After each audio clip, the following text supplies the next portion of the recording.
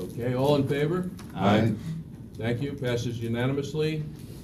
Okay, first thing on the agenda, BRT design contract, and Abhishek, is that correct? Yes. Okay, he's going to present that to us. Thank you.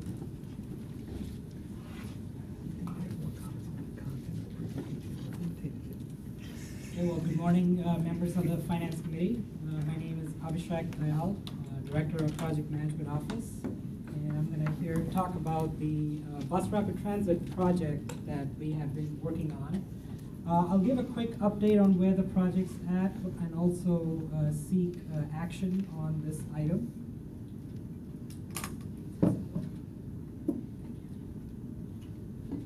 So the Central Avenue BRT project, as you all know, is an 11-mile bus rapid transit corridor with 17 stations. It serves the communities of the city of St. Petersburg, South Pasadena, and connects to city of St. Pete Beach. Just to putting things in context, this was a map that was put together when the Beach Road Transit Feasibility Study was done. And you can see highlighted in the red box, this Central Avenue BRT corridor is one of the key corridors that's identified in that map. And this is one of the first projects that's actually advanced quite a bit on the Federal Transit Administration pipeline. And so we believe that this is really a catalyst project for the rest of the corridors to be implemented. So as I mentioned, this is the first Tampa Bay project that advanced into the Federal Transit Administration process, which is a fairly involved and rigorous process. The total project cost is about $41.4 million. Less than half of that will come from Federal Transit Administration through their Small Starts program. A quarter of the funding will come through FDOT, about $10.5 million. And then the remaining local funds will come through a combination of City of St. Petersburg, City of St. Pete Beach, as well as PSTA's own capital reserves. So some of the design elements of this project are to speed up our buses along this corridor. We're going to be implementing what's called a business access and transit lanes, or BAT lanes, primarily along First Avenue and Pasadena Avenue. On First Avenue North and South, these BAT lanes will be on the left side of the street. And then on First Avenue South, as we transition from 20th Street to 16th Street, the BAT lanes will then transition to the curbside. Along Pasadena Avenue, the buses will run on curbside as well as on Gulf Boulevard. I should also mention that a couple of pictures here demonstrates what I was talking about in terms of where the BAT lanes are. The right picture shows the curbside running BAT lane, and then the left picture is actually from one of the most recent open BRT projects in Richmond, Virginia, that also has buses running on the left lane used as a BAT lane. A couple of other things that we will be looking at is the implementation of transit signal priority to speed up our buses, as well as intelligent transportation systems, or ITS improvements, at major intersections to really allow for schedule reliability. These BRT buses will be running on existing right-of-way, and so we're looking to see how bike lanes and on-street parking that's primarily along First Avenue North and South, how those could be accommodated. And also station design will be something that we'll be working with our stakeholders extensively to accommodate potentially a 60-foot articulated vehicle. So as I mentioned, this almost half of the funding will come through Federal Transit Administration's Small Starts program. FTA had approved entry into the Small Starts project development phase back in May of 2016. And then as recently as March of this year, FTA rated this second highest rating that you can get of a medium high in March of 2018. And those ratings were published in the annual New Starts report this year. Just a high-level schedule for this project. We just completed planning, and we're actually moving into design, assuming this committee takes action on the item today. We'll be in design through 2019, and then assuming we sign a grant agreement with FTA in October next year, we can start construction. And then we hope to have this project up and running by end of 2020 or early 2021.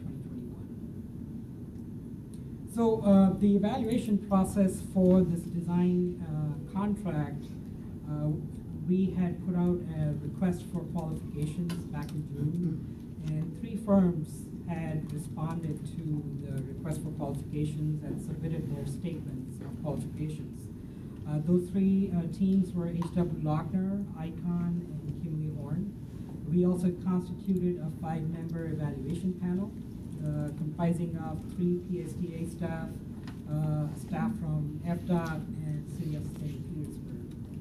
And when we went through the evaluation process, the committee recommended bringing back H.W. Lochner and Kimley Horn for the interviews and discussion. And at the end of that, H.W. Lochner was selected as the most qualified team amongst the 3 teams. So upon board action, staff will begin negotiations to issue a notice to proceed for phase 1. The overall contract limit for this project, or at least for design phase, would be capped at $1.7 million. Now I'm going to spend a little more time on how the contract is set up. This contract is going to be split into 3 phases. The first phase, for which we'll be issuing them a notice to proceed, is what we call preliminary engineering. And in this phase, the team will be spending a lot of time in defining some of the project elements. As an example, where the stations will be located in terms of how much right-of-way is available, how to accommodate bat lanes, what to do with on-street parking and bike lanes, as I mentioned, signal priority. And all of those elements will help further define the capital cost, which right now is $41.35 million, and all of these project definitions will further help refine those capital cost elements. We'll also be looking at what's the best way to bring this project into construction. There are several delivery methods that are out there in the industry. Design build, design bid build, construction manager at risk is also another popular delivery method. So we'll be exploring all those delivery methods and seek the design team's expertise to identify the best delivery method for this project. And then also spend some time in doing some value engineering, which is really to look at some scope elements and how best to refine the scope. Now that might also entail reducing the cost of the project, or in some cases, it's even increased the cost of the project. Once we complete that phase, then we'll be issuing a limited notice to proceed to begin phase 2, or final design. And essentially, that's a production mode for the design team, where they'll take what was defined in phase 1 and take it through 60% design and 90% design. At that point, Federal Transit Administration also does a formal risk assessment, which is required for any projects that seek FTA funding through the Small Starts program. So we'll be spending some time doing that, and we expect to have this final design completed by summer to maybe early fall of next year.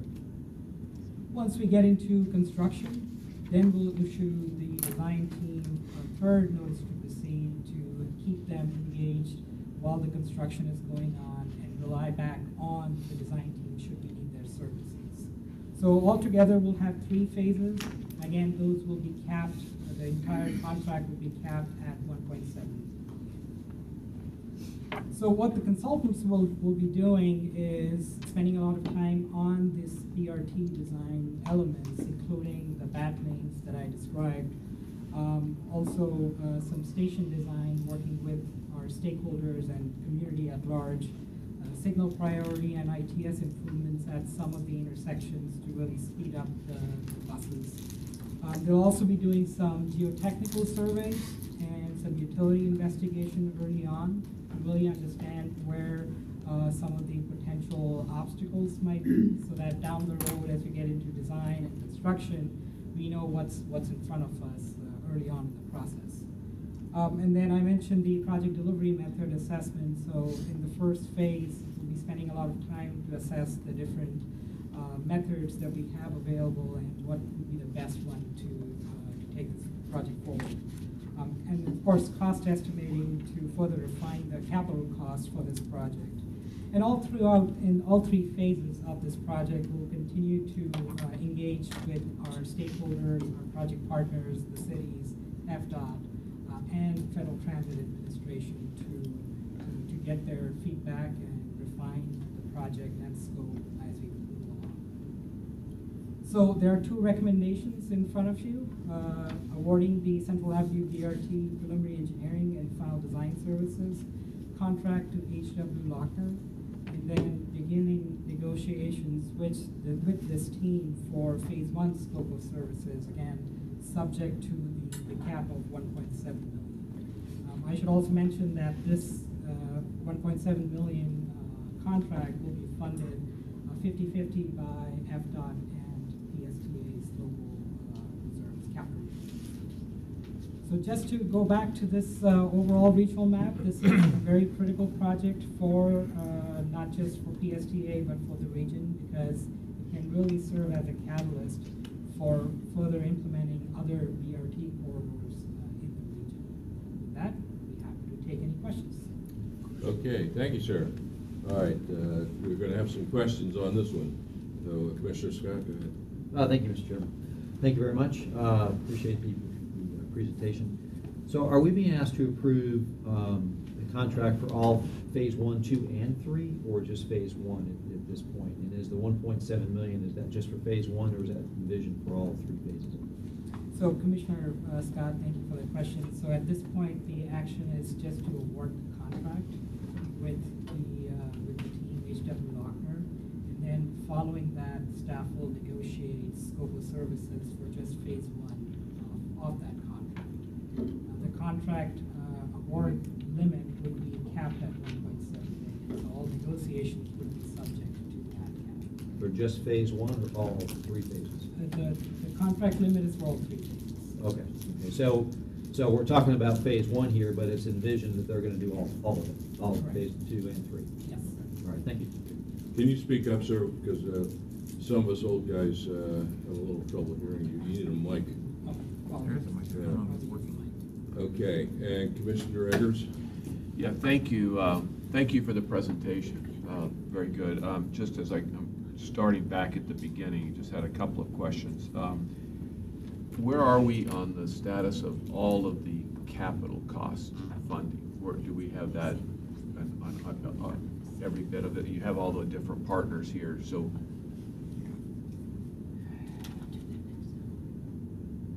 There, so. Thank you, Commissioner, for the question. So we are working very closely with Federal Transit Administration on their capital investment grant program. They usually have a long process that we have to follow through on the FTA. FDOT, we are working with them. When do we expect to hear from FTA? Do you have any idea? We actually have monthly meetings with them, and so our target date for a Small Stars grant agreement is October of next year.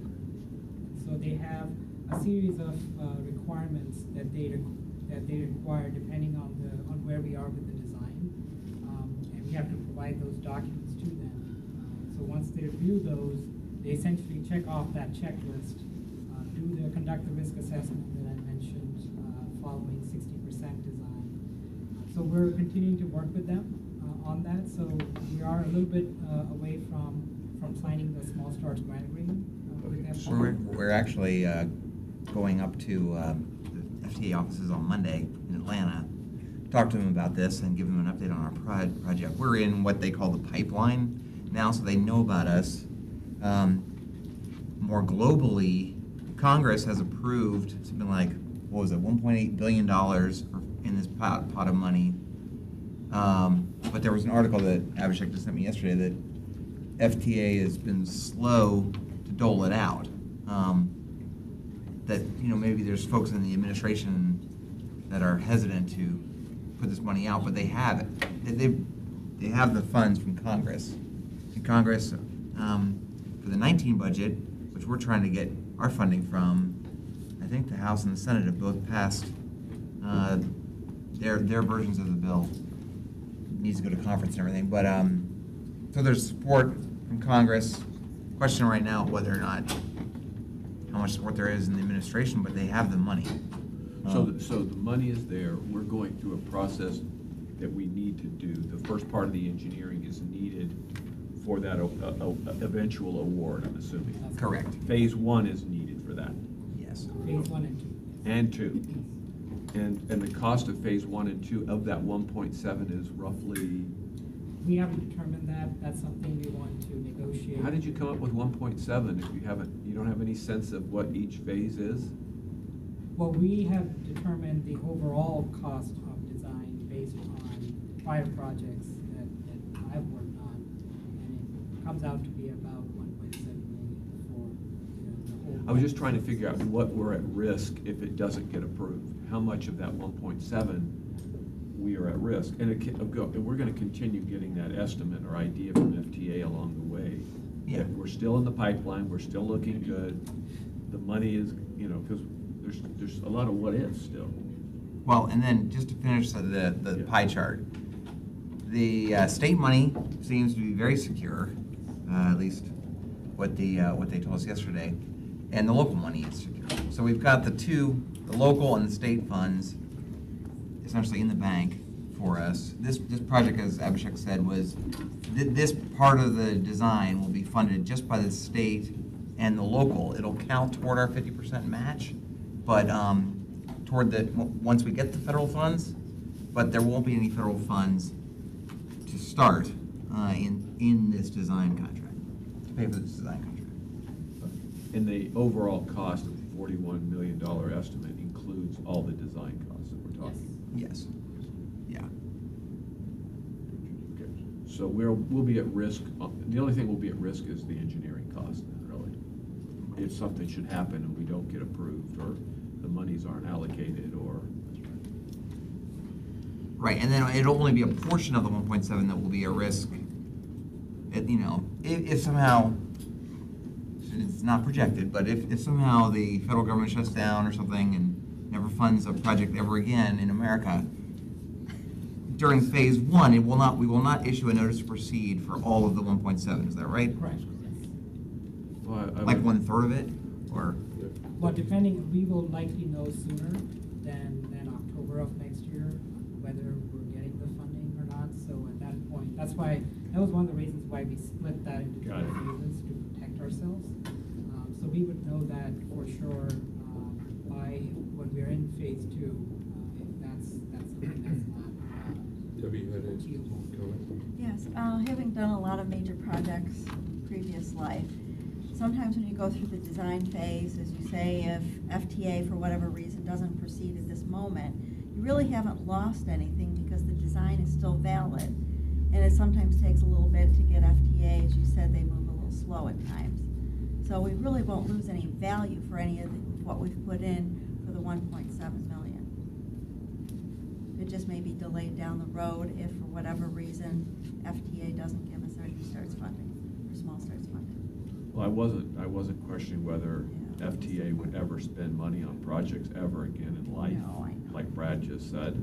I was really more about, the likelihood of this administration, freeing up the money, and if they do, where do we stack up in that? That's all. Apparently we did pretty well, but that doesn't mean that we're going to dip down into how do they rate us? Medium high. Medium high. Maybe they only do the high projects. So, to your point, we may have to wait a little bit, is what Right. you're saying. Okay. Commissioner Bennett? Does that 41.3 million include the cost of the buses? It does. Yes. And how many buses are we talking about? Okay. We had 9 or 8. You can't hear me, I certainly can't hear you. Speak louder. Sorry, 8 or 9 buses. 8 or 9 buses, and when will they be contracted and where will they be built? Well, as the timeline that he shows, 2020 is the earliest that we probably start to implement the project, and we'd order the buses in So 2020. they would be available for 2020? Yes, and all buses that we buy with federal funds have to be at least assembled, their final assembly has to be in the United States. Is this something that we might put on that performance chart that we get to show that our progress on maybe a monthly or every Yeah. other month basis? I'd like to see something on that chart, as you know, that's not 100% completed when they put it on the chart. I'd like to see Yep. something that's You're gonna see that later. zero, and then we can see it moving up, moving forward. It's a good idea. So we can do that. That's good. Thank you. So as you had mentioned with Commissioner Scott's question, that this is 1.7 million is for all 3 phases, but we're moving forward on phase 1, and then there's a limited notice to proceed at each step. Is that going to come back to the Finance Committee or to the board at each portion, so we know what the costs have been for each step? Or what's the plan there as far as our involvement? So we were requesting action for the overall contract limit authority, and we would negotiate with the teams and issue them a notice to proceed after each phase is negotiated. We were not planning on coming back to the Finance Committee action on individual phases. So you're talking about staff moving forward at each step when each portion's been satisfactorily completed according to staff? Correct. I know, at least from an informational item, I would appreciate you coming back at each phase as to what the cost was, so that we're aware of those costs on an ongoing basis, if not for anything, just for future reference as we enter into contracts and knowing what those different parts look like. Absolutely, we can certainly. There you are, all right. Yeah, finally, all right. Here you go. Yeah, he's the strong silent type, what can I tell you? Okay, all right. Commissioner Schulman sort of stole my main question, but a question that kind of piggybacks off of what Commissioner Bennett asked. The cost of the buses, the idea of having a center island where the buses are taking on passengers and dropping off passengers is a neat idea. But what is the cost of having buses that have doors that open on both sides compared to what's the cost of buses that open on one side? That's one question that I had. And then the other question was the issue of making sure that we get presentations all the way along, and not only our committee, but also some of the other committees that are keynote to this whole project, like the planning committee and so on, because we really need to keep on top of this. We're on the front line, as you stated, of being involved with the entire network of transportation throughout our whole entire region, so we don't want to have any mistakes that slow things down or cause some projects to be eliminated in the future. We need that transportation network very badly. So I'd like to make sure that we're on top of it. We're not trying to micromanage, we just want to know what's going on. And I think that's a critical component to this entire thing. Yep. So, okay, Commissioner's got one more. Go ahead, I have another one as well. Okay. Thank you, Mr. Chairman. Ridership projections, I know we did those, kind of early on, but is that an ongoing component of this? And I know that's more of an operating cost really than a capital cost, but, the ridership trend has been going down, so that, our assumptions on that may have changed. So, would that be a component of phase 1 or phase 2 at some point? So we don't anticipate the design team to work on ridership projections, but we're certainly working with planning to really understand what the ridership trends are and really calibrate the design based on the ridership demand and what it's going to be down the road, so that we can make adjustments to the scope accordingly. Okay. Well, I think this committee would like to be kept in the loop on what those projections are also. Sounds good. Well, I had 2 questions. That was one of them, so thank you for bringing that up. Just kind of an ongoing understanding of our revenue side of this equation. So The other thing is that there's a current service from downtown to the beach. In fact, I don't have our meeting anymore where if we don't hear that, I'm like, what happened to that? That Viking call. It seems like no matter what I do, that somebody wants something, well, right in the middle of it. But there's a current service on there and current exposure of costs and capital and everything else that we're not gonna need anymore, or are we? So, just, I mean, I was thinking of opportunity savings or opportunity cost savings, maybe.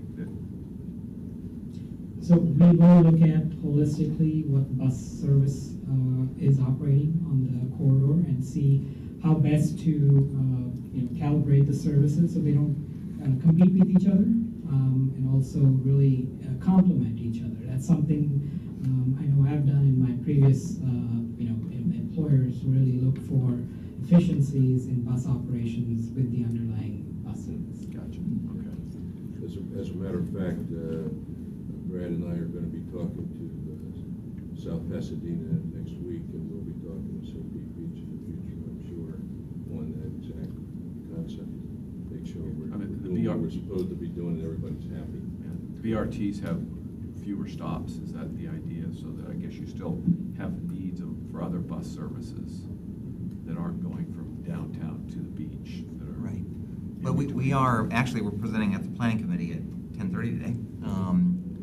Some of our community bus plan recommendations that do call for reducing some of the overlapping service on some of our other routes when this gets implemented. Okay, thank you. Right. Okay, Chris. Just quickly, what's the north starting point? So on the east end, the stop is at 6th Avenue and 4th Street, and then it loops around onto 3rd Street, and then goes north up to 1st Avenue North, and then heads west from there. The map that you've given us on the slide, there, go back to that map. It looks like that dark route, how far north does that go and what's that include? That's different. Is that part of the route? The corridor that we're looking at is in downtown St. Pete. In the red square. Just Okay. All right, any other questions? Do I hear a motion? Move approval? I'll move that we approve moving forward with this project. All right, Commissioner Schulman made the motion, Mr. Bennett, second. Okay. All right, thank you. All in favor? Aye. All opposed? Okay, passes unanimously, thank you very much. And glad we got that microphone. All right.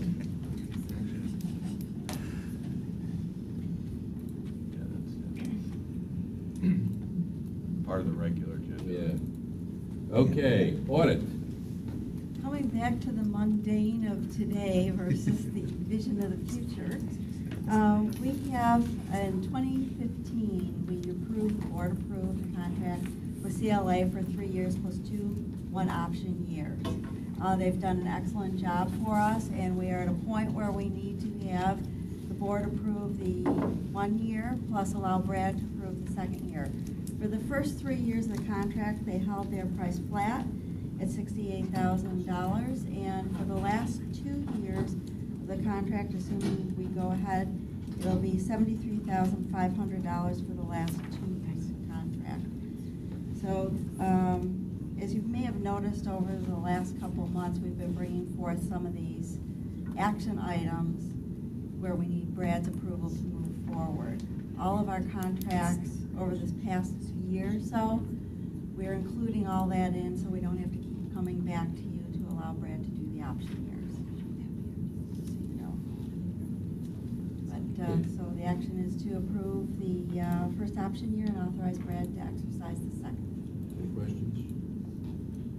Okay, I'm going to ask the obvious question then, and that is that you already said we're satisfied with their services, and at what point do we look outside, or do we just continue on indefinitely as long as they do a good job? I personally like to, when we get into the last year of this contract of the 5 years, we'll go out for another RFP. They've done an excellent job. It's always good to see what the competition will bring and perhaps change things up so that you don't get comfort levels. I was just speaking with one organization yesterday that had had the same auditors for about 20 years.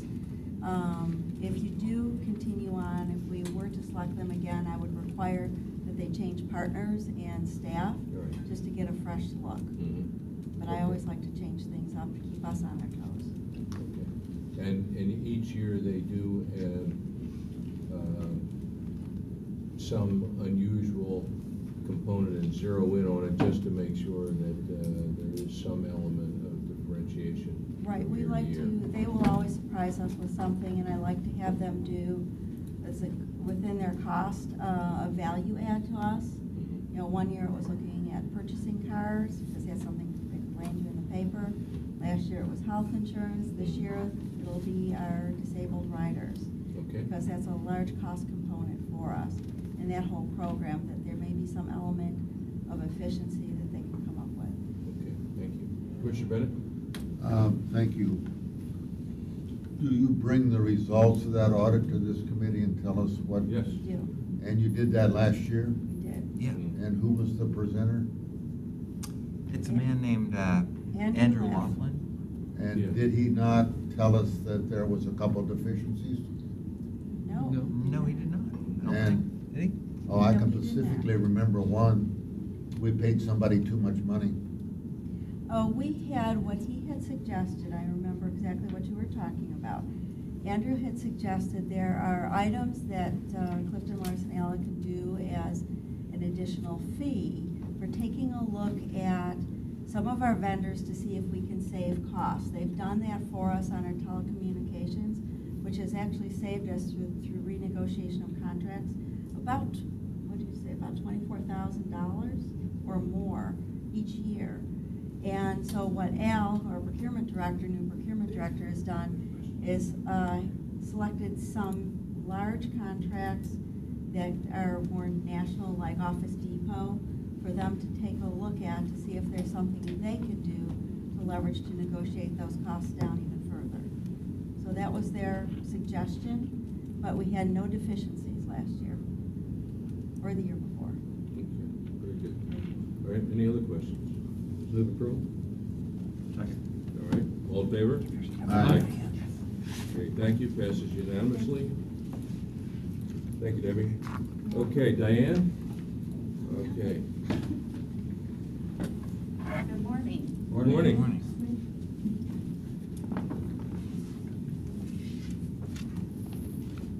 Diane Randall, Director of Risk Management. I'm here this morning for an action item to request settlement authority of $75,000 to settle with Plaintiff Cindy Rodriguez. This claim arises from an intersection accident where the PSTA bus operator stopped at a stop sign, looked to his right, and proceeded through the intersection. There were actually two cars coming from his left. Both cars were involved in this accident. This is just one of them. We've already settled the other one. Liability is not good for PSTA on this case.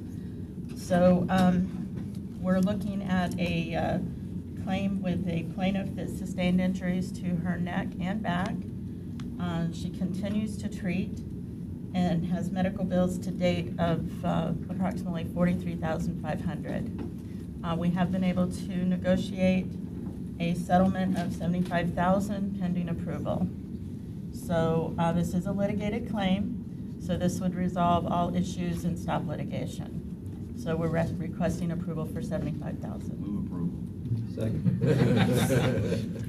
And, All right. Any discussion? Keep it on the consent. Yeah, any discussion? Okay, all in favor? Aye. Okay, passes unanimously. Thank you, that was very quick. It would have been quicker had you been a little short. Done. Litigation and everything. All right. Yeah. Thanks. That's a Thank you. ding. Okay. Annual FDOT grants, Debbie? Thank you. Every year we come to the committee and to the board for our annual FDOT agreements, and they cover a variety of areas such as our block grant that covers our operating costs, urban corridor program funding, And those funds go towards things such as our express routes 100X, 300X, goes to our flex routes along Curlew Road and our 100X extension, which is new. We also have funding that will be service development program funding. This year, $900,000 will be going towards the downtown circulator in St. Pete. And we also have commuter assistance program funding. Altogether, it's $6.3 million that we get from FDOT. We also have a representative from FDOT here, Katina. So we appreciate all the funding that you do give us, and hopefully we are very great stewards of it. So the request today is to approve the grants to go forward. You have anything you want to add there? Okay, thank you. Okay, any questions? Yes, go ahead. Thank you, Commissioner Scott. Hey, Debbie, thanks so much. Just wondering, now that 300X is going to the airport, do we have access to any additional funding? That's a good question. I like that when you ask that when an FDOT representative says Exactly, yeah, she's right. All right. We got 11,000. Sorry to put you on the spot, but. We can certainly look to ask for that. And Pam, did you have something you wanted to add? I was just going to say the applications that are in, we always ask for, additional money each year. So as it comes available, they do assign it to us when it's there. This year it did increase by 11,400, I believe, which isn't a big jump, but at least it's a move up because it hasn't moved in the last. Well, the 300X is the airport one. But we work with them every year. That was. All right, that's great. Thank you very much. Okay, do I hear a motion? Yeah, one of the So moved. I don't understand that. Second. Okay, all in favor? Aye. Thank you, passes unanimously. And now, here's why we drew such a crowd. Henry, we all want to know about this brake tester. I think he thinks you were being facetious. Is that sarcasm? No, I want to hear about this brake tester. I like brake testers. Good morning. So I'm going to attempt to make this the most non-technical, technical presentation as possible. So all of PSTA's heavy transit buses are equipped with air brake systems. Under the Federal Motor Vehicle Safety Standards, there is a specific standard known as 121, which addresses and sets the policy to ensure safe braking performance of air brake systems. Also, it regulates stopping distance and effective braking design. Now, even though the maintenance department engages in strict, rigorous brake inspections, physical inspections, as a part of federal FMVSS 121, it mandates that all of those systems must be tested using an approved method. There's currently 3. There's the mechanical method, and then there is a electronic deceleration method, and also what this action item is the third is a performance-based brake tester. Now, decelerators, let me explain a little bit more about that. So as I mentioned in my summary, PSTA utilizes what is known as an electronic deceleration device. Commissioner Scott, we use the Vericom system. Now, what this is basically a device, a calibrated tester, which is affixed to the windshield of the bus. The test basically entails the technician bringing the bus to 20 miles per hour and then coming to a full stop. Afterwards, the tester produces some test results, some outputs. We interpret those outputs to extrapolate whether or not the bus has passed the criteria for stopping within the proper amount of distance. We call it a decelerometer because the bus is coming to a stop. So that's the method we use now. Now, even though that is certainly an approved method, it is only able to measure the effective performance of the braking system as a whole. It is not able to measure the individual brake performance at each wheel, which is very important. So as you can see in my summary, a performance-based brake tester, which I'll abbreviate as PBT, has the ability to assess what exactly is happening at each individual wheel end. Here's how that is possible. As opposed to physically moving the bus, getting it up to 20 miles an hour to come to a complete stop, a performance tester is a stationary piece of equipment. The bus is driven up on rollers so that while the vehicle remains stationary, it's not actually moving, the wheels are able to turn. And we're able to hook up sensors and calibration devices to measure all of those performances at each wheel end. That's how we're able to capture the individualized performance. Obviously, it's a lot safer than driving a bus 20 miles an hour in the yard or out on the roadway just to come to a complete stop. And then there's other things that it gives us access to, which is rolling resistance, and also, most importantly, brake balance. Brake balance is essentially making sure that all four wheel ends are performing the same. If you don't have one that's performing the same, that's where you start getting into issues of pulling when you apply the brakes. Perhaps you've experienced this in your own automobile. It's the same concept. Ideally, all four brakes should be performing exactly the same or within a certain specific parameter. This is a piece of equipment that the Fleet Maintenance Department has been looking at for several years. It was something that we put into the capital improvement plan, and the reason why we're asking for approval for it today is because this is when we had set aside when we would be able to purchase it in our capital improvement plan. So, being said, the purchasing department issued an IFB. We received one bid from Link Commercial Vehicle Testing in the amount of $148,850.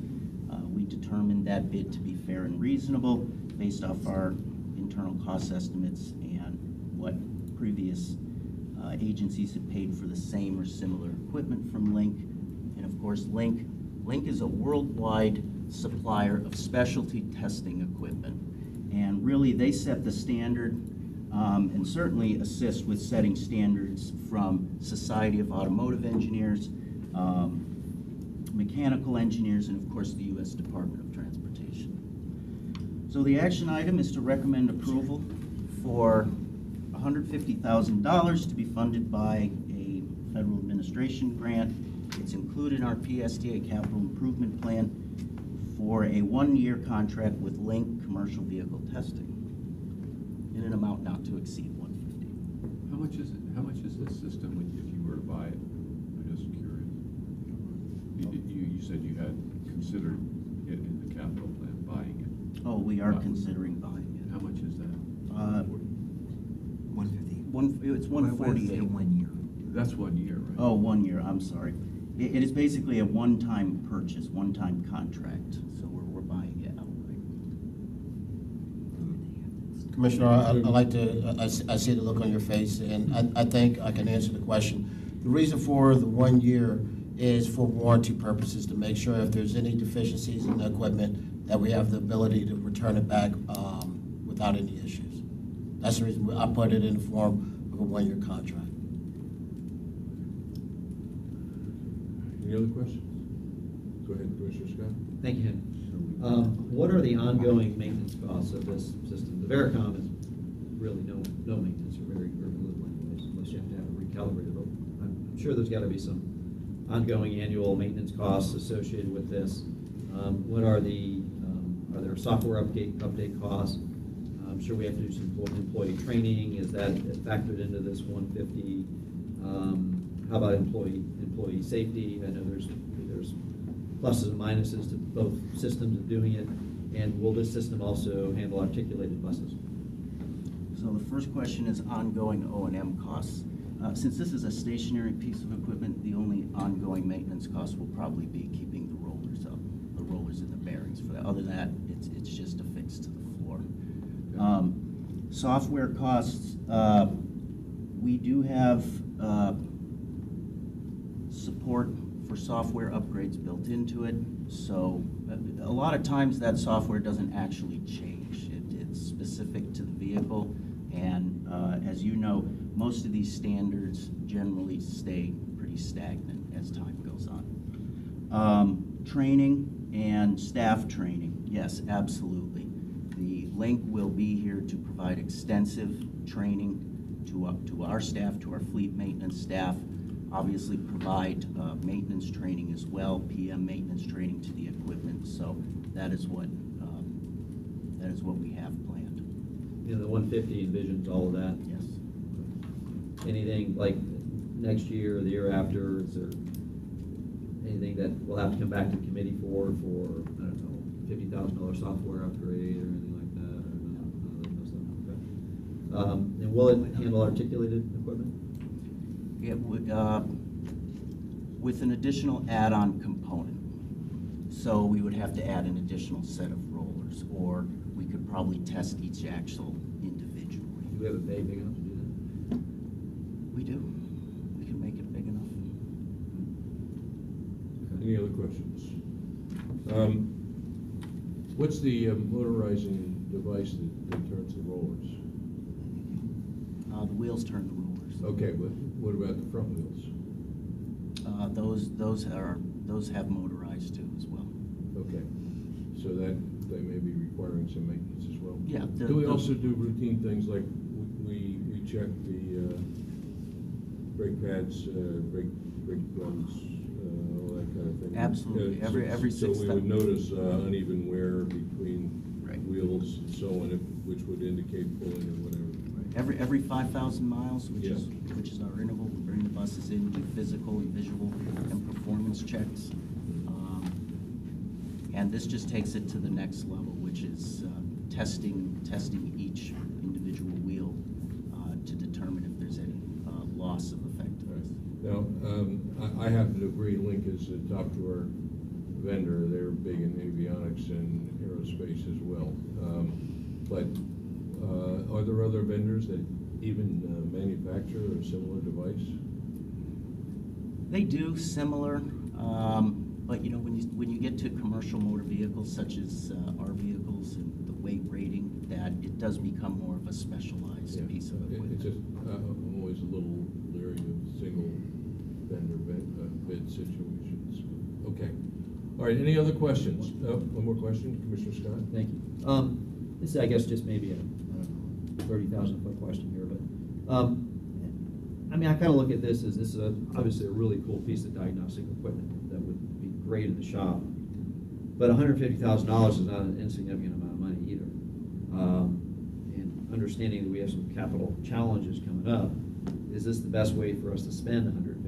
I guess it's really more maybe a question for Brad and Debbie. I mean, is there other things that we could and maybe should be doing with this money versus? I mean, we have a system that works now, it's not broken. I mean, this is the next step up, which is a really cool thing, but is that? It's an excellent point, and you know, clearly we have the outside funding to do it, but is that the best use of the funding? When we look at it from the safety standpoint of someone taking one of our buses, whether it be in the yard or out on the street, bringing it up to a certain thing and coming to a screeching halt, and having just listened to Diane yet again talk about, you know, where we're settling a claim, that was $75,000. This would pay for itself within a short period of time. Should we? I don't think we're having claims related to brake failures. No, we're not having that, but if someone goes out and slams on the brakes and someone behind them would rear end us, that might be an issue.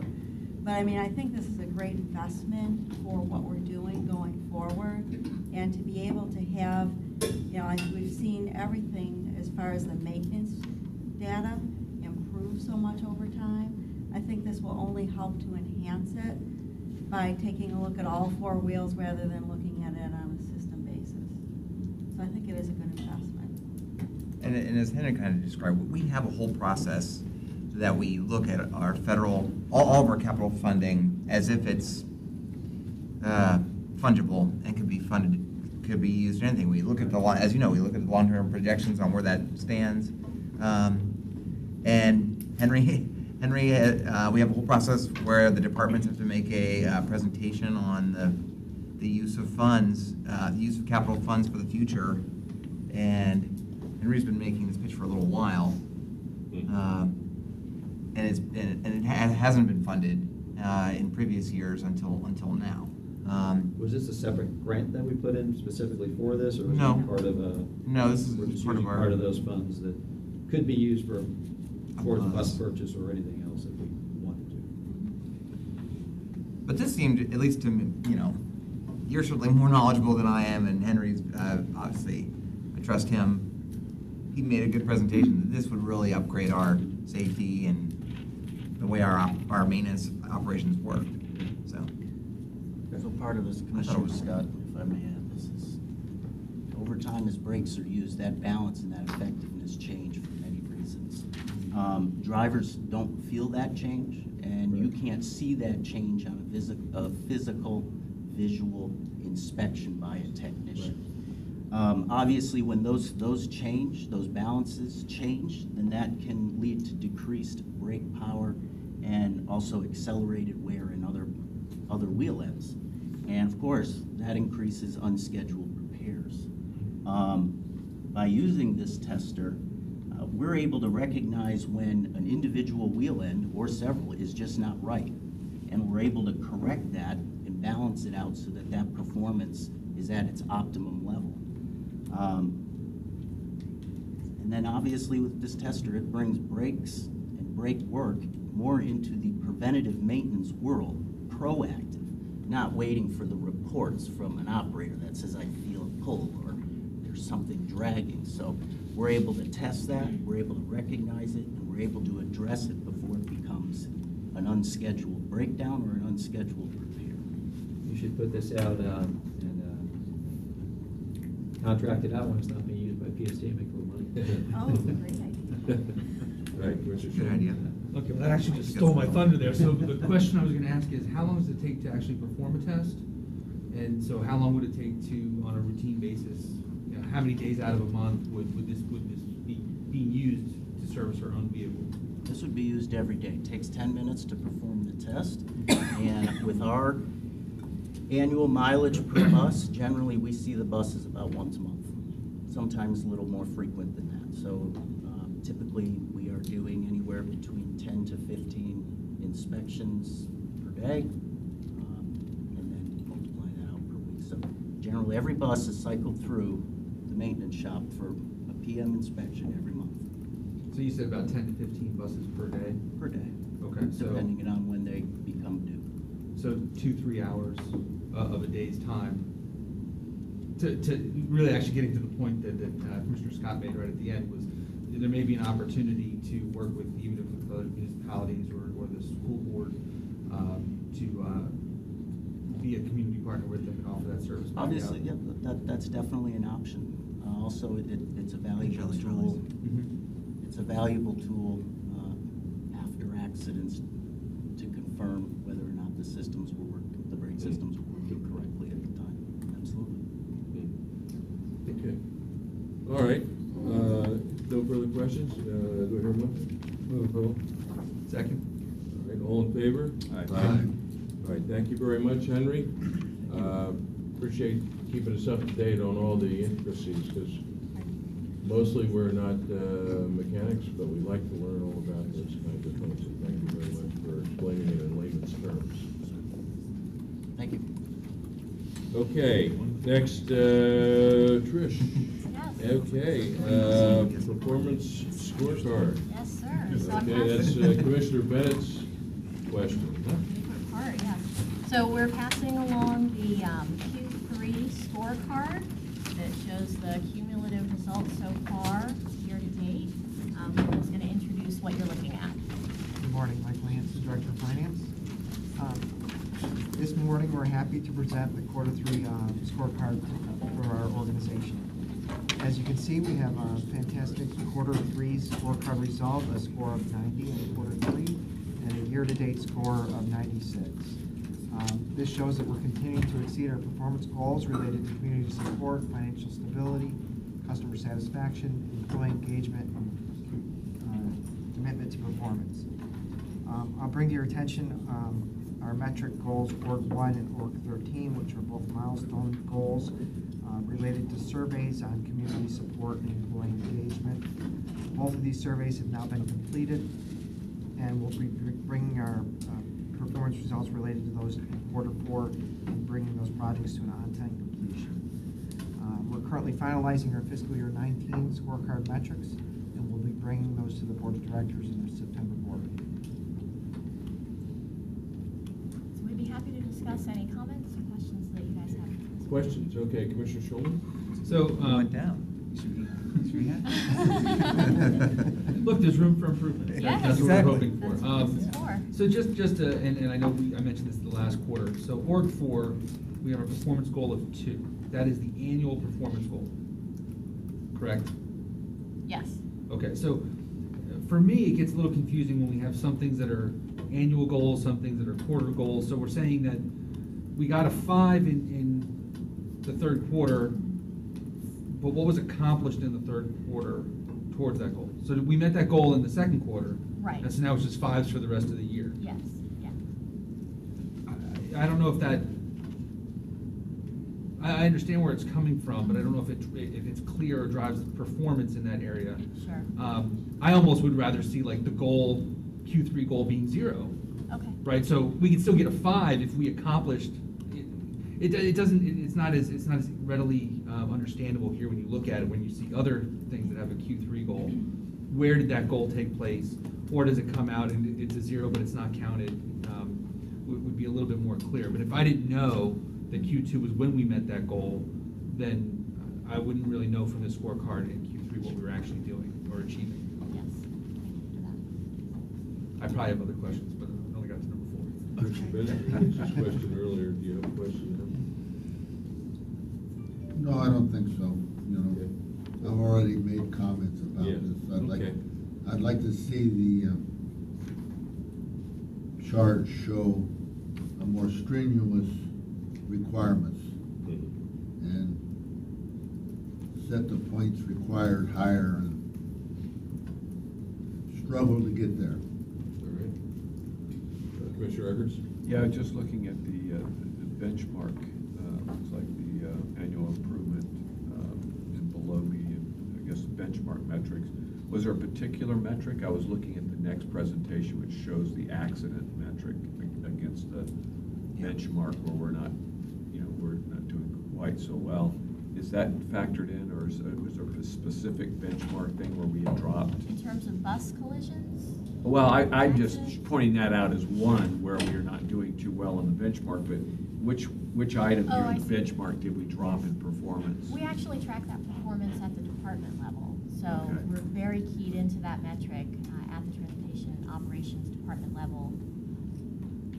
But, and that is, that concept of using an outside benchmark to set the goals is a goal of ours in upgrading this for next fiscal year. Okay. So that as many of the goals, there are already some on here, like throughout this, there are some goals that are already based on an outside benchmark of some sort, but we try to get all of them. That all goals are either rated against some kind of outside benchmark, or at least, if they can't be an outside benchmark, they're at least related to an improvement over our own past performance. Okay. Not just pulled out of the sky. This just shows on the side the commitment to performance. Yeah. Measurements. I would also like to add that we selected the most high-level outcome goals for our organizational level. Right. So if you can imagine that our bus accidents, that would have an impact at our budget variance, our customer satisfaction. So how many accidents are we having is having an impact on the things that are measured here. Appreciate that. Thank you. Okay. Could I just ask another question? Yes, sir. Go ahead, please. On the very first item, it says conduct survey of service area residents. We got a 5 this time. Yes, sir. So how many surveys are we putting on there as being our requirement? We're conducting one survey this year, and we're measuring milestones towards the successful completion and results reporting of that survey. So for quarter 3, the goal was to develop and conduct the survey. So that was the milestone towards completing one survey for the year. It goes goes back to what Commissioner Shulman was just saying about. So what is the 5? The 5 means that for the quarter 3, the goal was to develop and conduct the survey. The survey completion is actually happening just a little bit behind schedule in Q4. So we achieved about half of our goal for quarter 3, and we'll be wrapping up the complete project and meeting our goal for completing the survey in Q4. So you'll see in Q4 a reflection that our points are going up for having completed the project. Okay, I appreciate your answer, but I'm just thinking that how many people on the board knew the answer to that question? None. Because we don't understand what the question is by reading what the statement is. It was unsatisfactory. It was at a 5, which is red. So I don't think we understood what that meant. I hadn't asked the question. Yeah. I would also direct you guys to the next page, which are some notes that provide a little more insight where things might not be so clear. And these are coded according to what, on the flip side, sort of your chart. So these are coded according to what metric they relate to. And for Org 1, we have a note saying that the survey is underway and that the results will be reported in Q4. So yes, it may need a little more discussion in these meetings, and I'm certainly glad to do that. But we hope that these notes provide a little more information where it might be needed as well.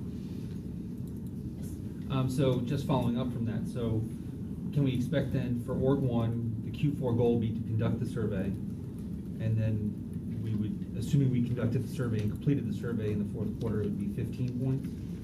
Let's see. So it still averages out at. Yeah, So you know, that would, if it was 15, I'm trying to think, if you complete the whole thing, then at the end it should have 100% completed. Right. But unless you exceed your goal next quarter, which I presume it would have been, was there something else in the 4th quarter besides conducting the survey originally planned for Org 1? We have our 4 quarters, all 4 quarters goals are listed in the parameters. I realize there is a lot of information to wade through. On the sheet that's marked PSTA organization scorecard metric parameters, under Org 1, all 4 quarters of goals are listed. So Q4 goal is to report the results to establish a baseline. So that would have been 10 points. And because we're going to conduct a survey on top of that, we've exceeded the work in Q4 for Org 1, thereby giving it 15 and then getting 10 for the entire year. We would, assuming that we successfully complete right, we obviously. will, we would earn 10 points in Q4. And then also on this sheet, the very rightmost column is how the year-to-date column is calculated. So it would be an average of the 4 quarters. So we would get a 10 in the Q4 block, and then that year-to-date cell, which is currently 8.3, would be an average of all 4 of those quarters. You wouldn't get a 10 for the year. But wouldn't you still get it, and just from a performance standpoint, right, we still completed the task. But not in the time. But because it didn't happen in the time, there's a slight decrease in the overall. To their own goals. Right, and that's So what I'm trying to they understand. didn't is this- measure up to their own goals. I was trying to understand, is it going to reflect 100% because it was completed or a reduced amount? So we're saying that we would expect to see a reduced number because of a lack, not just add that 5 points back in the 4th quarter, thereby averaging out to a 10. Correct. And part of what we're holding ourselves to is transparency from the beginning of the year to you about what all 4 quarters of the goals are, how the score is going to be calculated. And so that's set in the beginning so that we're accountable to a standard that's established and transparent to everybody. So we would expect to see a score greater than 10 because we're doing more tasks than were originally in that quarter, but not quite 15. Or would it still be 10? I believe it would be No, 10. we just were behind. 10. We would accomplish the task that is listed from the beginning of the year in quarter 4, and we're just a little bit behind in quarter 3. So that 5 will stay in place. In the spirit of Commissioner Bennett being harder on ourselves, we will not get a full 10. And transparency, I thought it was a good point. You're trying to show us that during the year, you good. Then we slipped a little here, and then we finished it up. Yeah. We kind of caught up, but you don't want to clean, kind Like your own of daughter. etch a sketch, What's up? clean it up. You want to show that we kind of slipped a little bit, but we brought it in for. So because we A didn't landing. exceed the goal, we still just completed the project, there's not an additional point. Versus some of these other ones where the score is higher than the score that we exceeded the goal. Correct. Or underperformed the risk, or whatever Yeah. it was in a better way. Right. Than what was originally planned. Right. In this case, it is just completed, so, okay. So the year-to-date number, then it's the average of the 4 quarters or the 3 quarters. In that metric, yes. Yeah, but it's not true in every line. It's not true on every line because each metric is a little bit different. So for each metric on the parameters, you can see in the very last column how that year-to-date is calculated. It may be the average, it may be a sum, cumulative performance throughout the year. It may be, for some of these surveys like the fixed route and paratransit customer surveys, we have a baseline for those surveys. So the year-to-date will be based on the actual result from the actual survey when it's conducted. So that would just be the final result from the survey. But we tried to be very clear about what each one was because they are sometimes measured differently according to what they are. So to that point, back to org 4, it says the sum of 4 quarters is the final score, which would make it currently 10. Because we have 2 5s, and we added, so. Yes, So, and it can't be the average, because the first quarter had a 0, which would drop us down there. So, and again, this is a new tool, so we're kind of pointing out how we're using it, how we're looking at it, but that right there is not. Well, a good example is the very last one. I don't know how we got a 10 on a year-to-date on the last one. The average is something like 7. And we're at 7.5, but yet for a score purpose to get 96, we put a 10 in there. I agree with that, yes, we'll go back and revisit that. Well, should that not have been a 10? We will check the calculation. I don't think it should be a 10. Yeah, I think that's a thank you. Well, mistake. I guess if you're gonna present it to us, you gotta put up with our comments. No, I appreciate them, I do, thank you. All right. One quick question. Okay, one more question, Commissioner Scott? Probably for Brad. On the last one there, the bus benchmark, where are we? We were at 5, 10, now 7.5.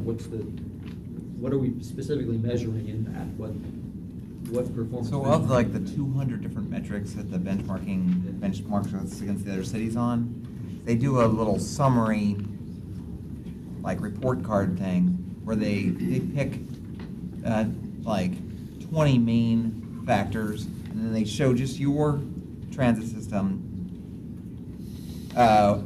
which ones you're above the average, but doing better than the average, which ones you're below average. And so we selected for this as a metric to whether or not PSTA in general is focused on improving where we're below average or where we need to improve, is we picked there was like 8 items, 8 of the 20 or whatever, that we were below average.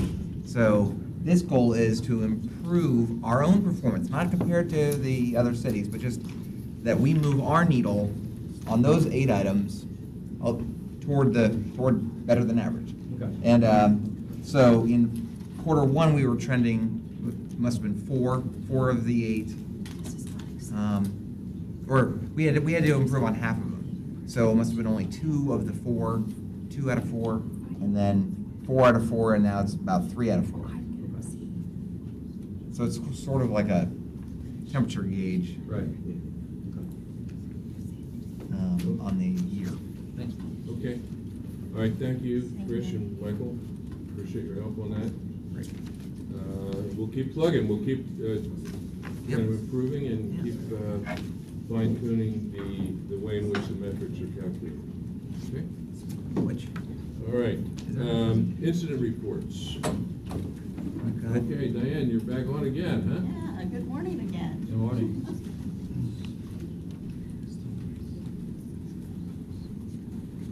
Okay, as you may recall, a couple of months ago, the committee requested more information regarding the PSTA incident reports and accidents. And as a result of that, the Safety, Security, and Training team has put together some information that I'll chime in on along the way. But the majority of the presentation will be presented by Theo Bacamahalis, who's our superintendent of SS&T, and Ed Kester as SS&T supervisor. Thank you. Okay, hi, I'm Theo Bacamahalis, superintendent, safety, security, and training. And today we're here just to discuss data collection, incident reporting, and basically, when we're talking about incident reporting and collisions, there's bad news and good news. Bad news being that our collision rate is still a little high. However, with different methods and more detailed reporting, we do have some good news that our recent efforts have started to reduce the rate, and more importantly, have brought down the passenger injuries to an average level. If you look at this slide, the American Bus Benchmarking Group, in 2016, we were just above the mean, just above the 1, which is the average. And that is the year that we developed a database. It's called AIMS through the request of SS&T and the conjunction with our IT department. We started detailing our data much closely, much more data came in. And that slowly did bring the rate up a little bit, but it also allowed us to implement stringent measures and different aspects to bring these rates down. So if you come down to this, what we're looking at here is PSTA's collisions per 100,000 miles traveled. So what we can garnish from this is that it reflects. In 2016, we see a little peak here. And part of that is, of course, the AIMS, our new database that Theo was talking about. In advance of our database, we also did an employee awareness campaign to ask for more and better incident, more accurate data from our employees when an incident occurs out on the road. We wanted to get more information back from them. So we started getting more and better data, and then being able to data mine from it using our database better than ever before. So we see that peak in 2016 where we're getting all this information, but now we're able to start making better decisions, and we see the rewards of this new system in that we're getting a better reflection of what's happening in the real world, and then we see that trend downwards as we're making decisions. So how do we frame that out? Where does it all begin? It begins really with the frontline employees with their incident reports. yeah, and so we collect data in different ways. We got, law enforcement complaints or passenger input, incident reports being the highest. Our operators are trained that anything on a daily basis, anything that occurs that is out of the ordinary, an incident report must be submitted. And that incident report is very comprehensive. It'll measure stuff like vehicle information, employee information, dates, locations, GPS, latitude, longitude, incident types. They're all categorized and classified. Weather conditions, road conditions, they're all in there. And that is the information that we take and eventually work with to develop training and different methods. Quick question, I'm sorry, but Yes. Back on the page 2 where it showed those different years, our 2017's not on there. How does it? Others have 2017 on there. Some of them do, and some of them don't. Is ours not ready to be put up there yet? How do we do? It is. The black. Yeah, the darker one. And then 16 and 16. 17. Well, yeah. 16? Oh, right. There's only one black. There should be 2. Like the one next to it, Different K, shades. next to it has 2 black. 16 and 17, and Well, then N has 2. In this case here, you'll see it here too. You'll see the same data that at the end of 16, 17 began our downward trend. 16, yeah, it starts going Yeah, down. it starts going down. Yeah. So 17 should be down. One Yes. in there. And it is. It's on this chart here where it has started It's coming not down. on the other one. Not on the Okay. ABBG chart yet, no.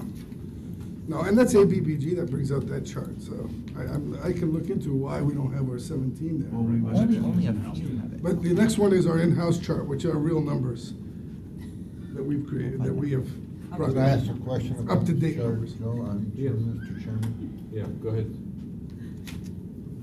Commissioner Bennett? It looks like, that's completely our chart. Yes, yes. And if I look at, those are months, right? Yes. So it looks like in the year 18, you got more than one line. Correct, we have entries from February in June, and you can see that the downward trend is. So what's the line that goes to 4.8? What's that mean? That's an individual month. That's every single month. February, June, and these are the. What about in 2017? What's the top line? This is the moving, 12-month moving average. So that's more of a trend line that is giving you that visual. Yeah, we had a peak in that 2016, and then afterwards, we're seeing that trend move further down. And what you're seeing is the average total accidents per 100,000 miles. That's the numbers. But it's not per month, per quarter, per month? Per month. Per month. It's an average. When I look at that chart from sitting over here where I'm at and my eyesight, it looks to me like that we should do something in the first quarter of the year. We're having all our accidents in the first quarter of the year. Our incident reports are demonstrating that, yes, the first quarter of the year is high tourism, higher population, a lot of input of people from the outside. Accident rates do go up, and that's one of the benefits of our data collection is we're starting to show these trends. And so you're starting to see this is why this is happening, and what can we do to counter it. We do see winter tourism, we do see spring break, and we do see cycles every year. But definitely, yes, that's. But on an average, the red line indicates that we are making improvements. Correct. One more question on the data collection. Do we also have data that shows which ones were our fault and which ones were? Yes. We're getting to that we've got some part, slides. yeah. Sorry. This is everything though. Yeah, that's total. Yeah. Yeah, correct. This is total, and basically it's the base of how it works up to. So, for the incident reports that are made available, they're available to any department within the organization. This is an example of 3 departments that work very closely and probably use them the most. SS&T uses them to determine preventability versus non-preventability. They use them for training and different campaigns. Maintenance department uses them to identify vehicles that have been in accidents, to check them for damage and to complete any repairs. And risk management uses them to identify potential claims. We get an incident list every day. We actually use that list to download DVRs, recordings, so that we have them on hand. And then we also use them to identify work comp claims and potential subrogation. And subrogation is third party when somebody else hits our property, so we can pursue those claims. So with the downloads, it's very important for us to get them as soon as we can, because sometimes there's a delay in receiving the claim versus when it happened. So that's what we use them for. Do you have access to various cities where we operate relationships with the police department, so we get the police reports and other data right away directly, or do we have to actually physically request them, or do we have a way that we can download it directly as opposed to having them, mail it to us or whatever? Most of them are available online. We are also a part of a computer system called ISO, which is an incident management system that's nationwide. And as part of that, we can order them online and they're emailed to us as a result. Most of the local organizations, with the exception of some of the really small ones, are all part of that. Some of them, we may have to go get it, but for the most part, they're emailed to us. Okay. And they don't charge us for them. Okay, good. Okay. All right. Any other questions? Yeah, this is good to know because, obviously we want to minimize or eliminate accidents, and if we can study them a little bit, and you guys are the experts on that, if we can study them, then we can do everything we can to not only save money, but also make sure that we have good press and lots of other things. Exactly. I mean, we use the videos to determine liability, because we can slow those things down. We see the colors of the light. We see what's happening. And we do hold our drivers to a higher standard, preventability, meaning that we don't always, the safety department will not always take liability into account. you can have situations where we're not liable, but yet our driver will be charged as a preventable, meaning that could have done something to avoid this from happening. So, and that information we start putting into our training, we trend it. And from there, we can do things like training, we can do things, bus stop movements, changing routes around, whatever is needed in the name of taking safety. Distracted driving is one of the things we have trended. If the bus driver is talking to a passenger, doing something else other than driving. And so we've developed courses and training and refresher training on that, and more of a driver awareness program. ADA issues. We have done a lot of refresher training. We did a campaign last year which was successful, how to make sure that we're securing wheelchairs properly, dealing with sensitivity issues. And then down to the math, basic CDL commercial driving. Now, what does it actually take to stop a 40,000-pound vehicle? And Henry was talking about it too, that last braking distance, where maintenance comes into it. It's not just safety and training, but it's multiple departments that come into this.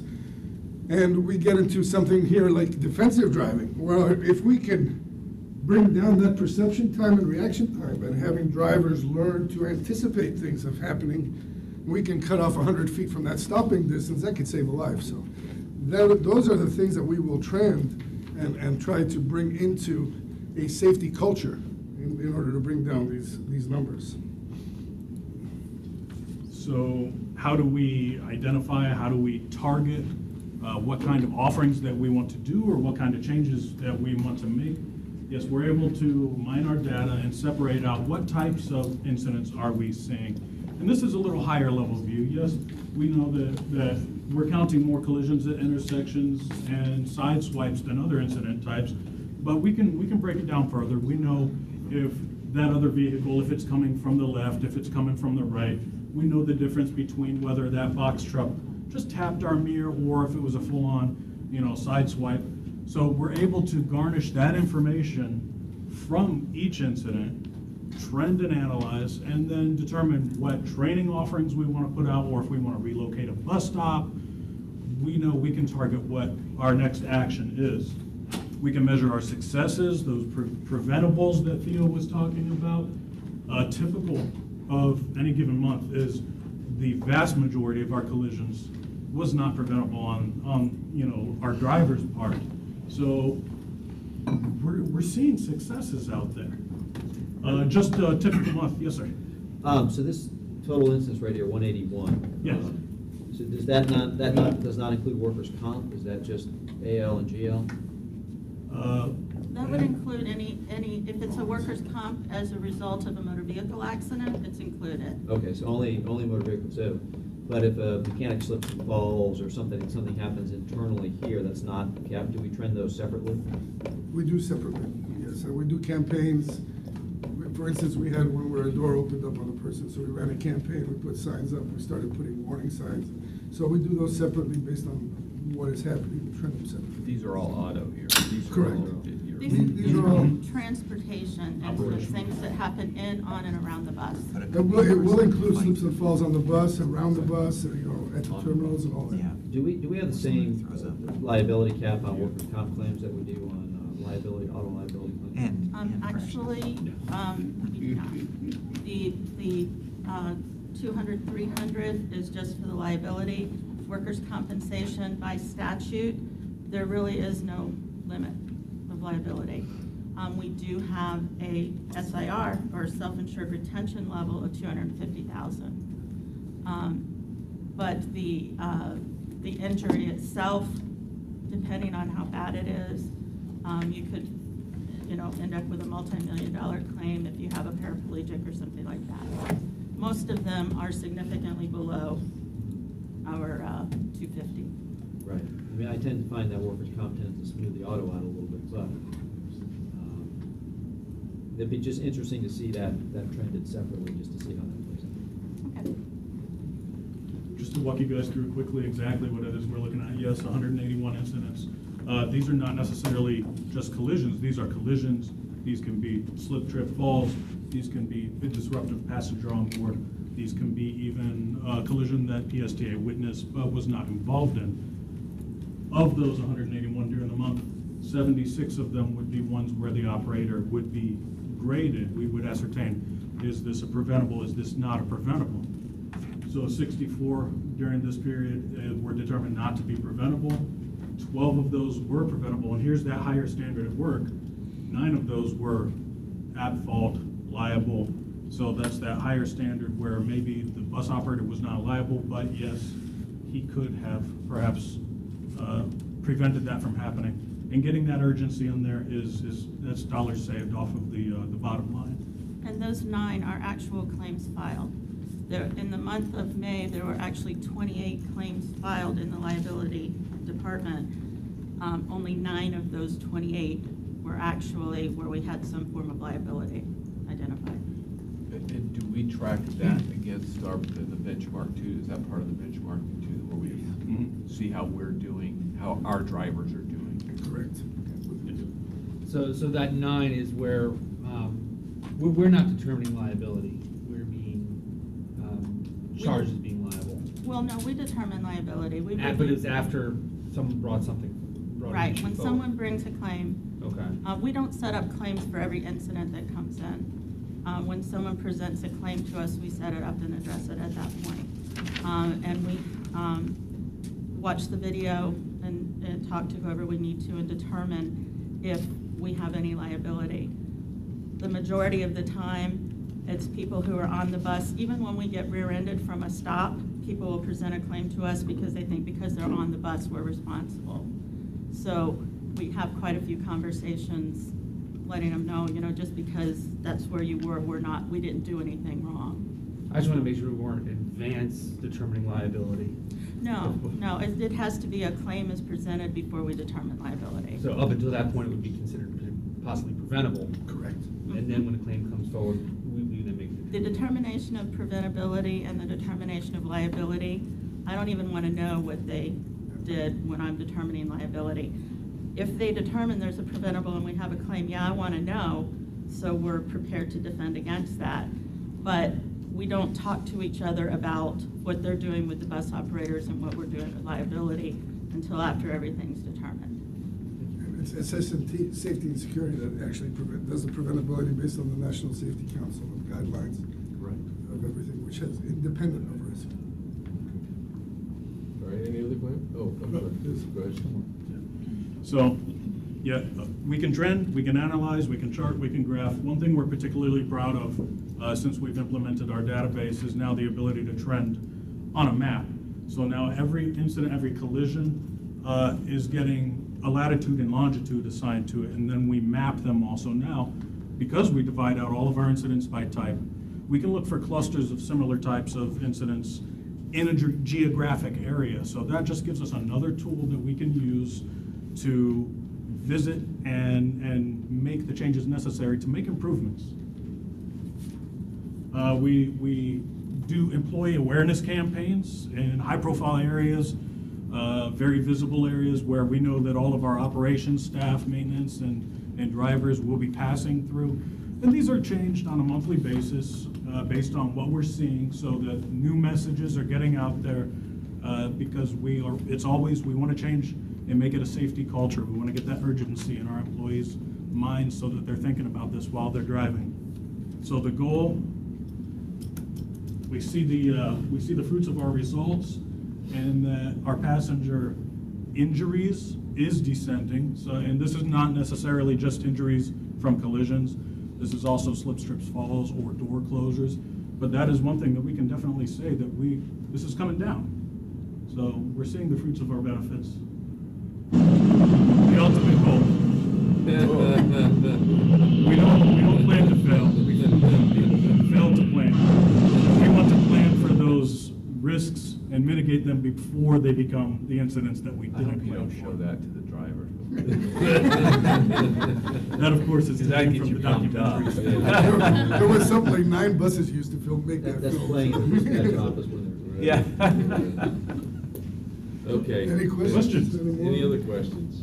Now, I'm glad we're keeping on top of this. This is really important, not only because we don't want people to get injured, but also because it helps our image in the community, and of course saves us money. Keep up the good work, guys. Thank you. Yeah. Thank you. How many rear ends can a bus stop? Okay, we're gonna run into the other people's time here.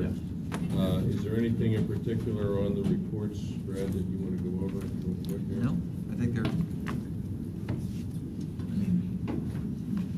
the witching hour is here, so. Yeah. I think we're Yeah, good. Debbie, we're okay, right? We're doing very well. Paying our bills, Yeah. right? We're paying our bills, we're out of budget a little bit. I'm a team artist, so it's all. Okay. All right, very good, guys. Hey, thank you very much. Actually, this is a good meeting. We got a lot of information today. That's great. Thank you all. Okay, we'll take a couple minutes break here and then we'll get on with the other meeting. Am I running this or someone? No, Commissioner Gerard should be here. She is gonna come? She said she was coming, yeah. Okay. All right. All right, take like 3 or